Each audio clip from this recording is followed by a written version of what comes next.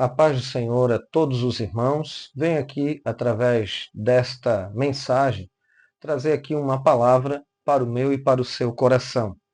Quero aqui dar uma palavra da parte de Deus, aonde nós iremos falar rapidamente sobre um texto e também trazendo aqui uma aplicação de algo que ocorreu hoje. E eu achei interessante falar aqui em rápidas palavras, apenas como algo para incentivar aqueles que estão na frente da obra do Senhor. Quero ler o texto de Eclesiastes, capítulo de número 9, versículo de número 10. É um texto bem conhecido daqueles que são estudiosos e leitores da palavra do Senhor, que se encontra então nesse contexto. Tudo quanto vier à tua mão para fazer, faze-o conforme as tuas forças, porque na sepultura para onde tu vais, não há obra, nem projeto, nem conhecimento, nem sabedoria alguma.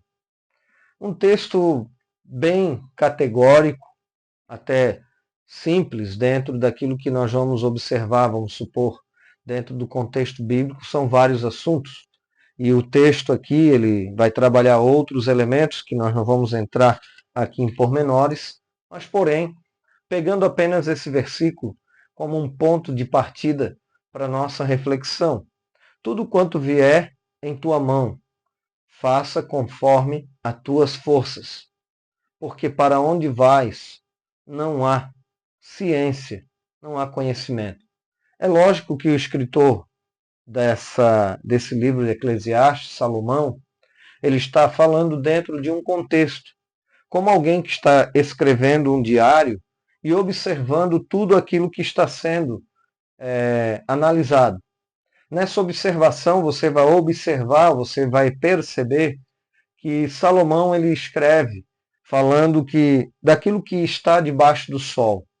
Quando nós observamos essa fala de Salomão, de tudo aquilo que está debaixo do sol, você vai observar então, você vai perceber que ele está escrevendo como um diário e mostrando o dia a dia, as questões humanas, questões do cotidiano e assim por diante. E fazendo análise, mostrando, na verdade, pontos espirituais e pontos naturais daquilo que ele estava vivenciando. Mas quando ele fala aqui, tudo quanto vier à tua mão para fazer, faze-o conforme as tuas forças, nós observamos que nós precisamos fazer a obra do Senhor dentro de uma perspectiva onde nós precisamos fazer o nosso melhor para Jesus. Hoje, aqui em Itajaí, começou uma chuva bem na hora do horário do culto. Alguns irmãos até me perguntaram se haveria culto devido à chuva e assim por diante. Porém, eu saí com o meu pensamento assim, não, eu vou na igreja, vou dar a minha parcela, mas eu vou observar, se não tiver ninguém, eu oro um pouco, faço ali, se tiver alguém eu faço um culto rápido e termino. Mas porém, ao chegar na congregação, encontrei um irmão abençoado que mora um pouco mais longe, chegando para me ajudar com um guarda-chuva para eu não me molhar do carro até a porta da igreja, que é 2, 3 metros. E aquilo me chamou a atenção, porque ele mora mais longe. E aí eu comecei a observar o quanto nós devemos fazer o nosso melhor. Depois, quando eu entrei dentro do templo, eu observei que quando eu acabei de chegar, estourou um transformador. E esse transformador, quando estourou, acabou faltando luz. Aí mesmo que a chuva muito forte, pensei, capaz, não tem ninguém. Eu observei uma irmãzinha orando lá na frente. Voltei, liguei a lanterna do celular para dar uma olhada se não estava entrando água por algum lugar ou algo dessa natureza. Eu observei que tinha um irmão de idade orando também na igreja. E aquilo começou a falar muito forte comigo, da importância de um dirigente, de um pastor, de alguém que está na frente da obra, ser o exemplo dos fiéis. E aí eu comecei a ir para a porta da igreja, tinha o nosso porteiro, um senhor de idade. Então, quer dizer, tinha eu, um presbítero que veio de longe, pouco mais de longe, de outro bairro, tinha o nosso porteiro, senhor de idade, uma irmãzinha orando e mais um irmão de idade orando. Daqui a pouco chegou mais um presbítero junto com o pai e a mãe. Daqui a pouco chegou outro irmão, muito meu amigo também. Daqui a pouco chegou também mais um casal. E aí tinha ali já um grupo de irmãos, chegou outro irmão que é auxiliar. Então, irmãos, o que eu quero dizer com essa palavra? Tudo quanto vier em tuas mãos para fazer, faze conforme as tuas forças. E essa palavra eu quero deixar como incentivo para nós não esmorecermos, para nós, quando falarmos recuar, jamais, parar, nunca, avançar, sempre, conduzidos pelo Espírito Santo. Quando eu falo conduzidos pelo Espírito Santo, isso me dá um temor, porque eu fiz um livro esse ano sobre o Espírito Santo. Não falei de dons, não falei de fruto, mas apenas do Espírito Santo. Então, para nós sermos conduzidos pelo Espírito Santo, nós precisamos mais do que nunca termos uma base teológica cristocêntrica e vivenciar dentro da vontade do Senhor e sendo conduzido pelo Espírito Santo. Precisamos conhecer quem é o Espírito Santo.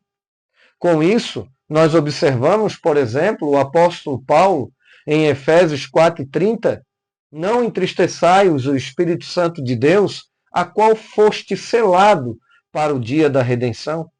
Você vai ver também o apóstolo Paulo mencionando em Romanos 8:9, para não fazermos a vontade da carne, mas do Espírito, se é que de fato o Espírito de Cristo habita em vós. Se alguém não tem o Espírito de Cristo, este tal não é dele. Então você vai ver que nós precisamos, quando mencionarmos que somos guiados pelo Espírito, nós precisamos obedecer ao Espírito. Me lembro agora de Atos dos Apóstolos, capítulo 16, o apóstolo Paulo, na sua segunda viagem missionária, ele quer ir para a Bitínia, ele quer ir, para fazer uma viagem missionária. Você vai observar que o Espírito Santo impede 2 vezes para a Bitínia e para a Ásia. E aí você vai ver que um pouco mais à frente, ele vai ver ali numa visão um homem da Macedônia dizendo: Paulo, passa a Macedônia. E Paulo foi impedido pelo Espírito Santo, porque era e é, ou era, porque ele já partiu com o Senhor, mas era conduzido pelo Espírito Santo. É nós negarmos a nós mesmos. É nós deixarmos de lado, às vezes, muitas coisas para procurar fazer aquilo que é a vontade do Senhor. E aí eu pude observar que eu não quis trabalhar a temática que estou trabalhando na congregação, neste culto, devido a ter menos pessoa, para que os outros não percam. Aí eu trouxe um sermão expositivo. Fiz ali a apresentação de 4 tipos de sermão, introdutoriamente. Depois preguei um texto para falar de uma forma bem coesa, dentro de um contexto onde tinha 12 versículos. E fiz um sermão expositivo. E eu pude observar, irmão, que valeu a pena ter ficado, mesmo chovendo, mesmo sem iluminação elétrica. Mas foi uma bênção do Senhor. Nós sentimos a presença do Senhor. E quando eu terminei a mensagem, achando que estava sendo um pouco mais rápido a mensagem, não, era 9h20. E os irmãos, todos ouvindo, e a luz voltou, e nós nos regozijamos na presença do Senhor. Quero deixar essa palavra, dizer para você que vale a pena fazer aquilo que está em cargo da minha e da sua vida. Aquilo que nós fomos chamados para fazer. Que Deus abençoe poderosamente e que essa palavra possa servir de incentivo para você que aqui está nos ouvindo e vendo. Que o Senhor possa te abençoar de uma forma toda especial e que principalmente o nome do Senhor possa ser glorificado através da minha e da sua vida. Deus abençoe poderosamente a cada um, em nome do Senhor Jesus Cristo. Amém.